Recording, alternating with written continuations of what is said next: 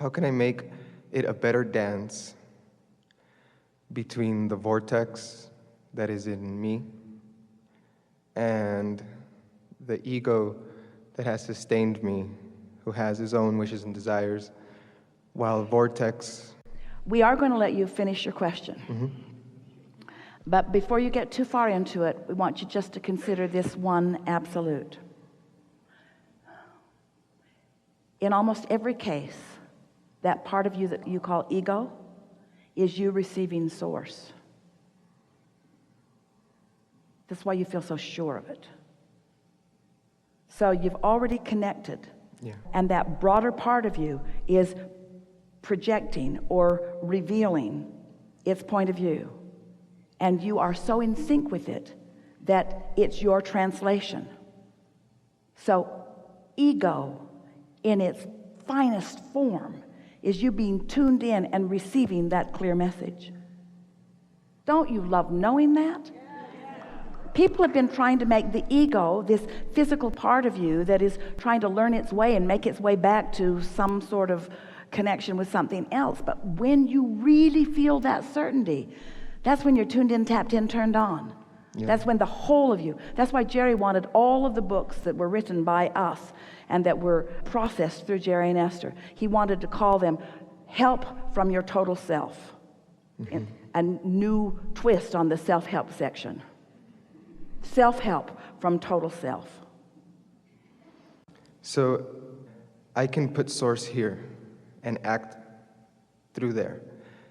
And it's amazing because source is always uplifting. Yeah, every time. Yeah, and because of that. And all-powerful, all-knowing and all-powerful. And it is probably one of the biggest gifts that I think I've received in my life.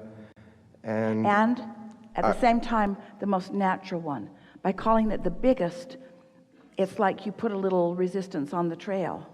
But by calling it the most natural, you take the resistance away. So when I'm vortex, I'm happy being here now. Yeah. And it's amazing, and I could spend eternity there, here. You pretty much are. Yeah. There's just those brief points of time in your human body where you pinch it off a little bit and complain. And it's that human that goes, hey, but what about your hopes and dreams? What about your aspirations? What about that? But that human is the focused part that puts more into the vortex, because that contrast helps shore that up. Without that human side, without that sometimes disconnected, there would not be the asking that causes the expansion and the evolution of all species. So it's a really good thing. So in other words, if it were not for war, peace would not be assured. And if it were not for sickness, wellness would not be assured. In other words, a sick population makes for a weller future generation. That's what the evolution of the species is about. So the ego has been an artist for this life, and the vortex is usually the artist, really.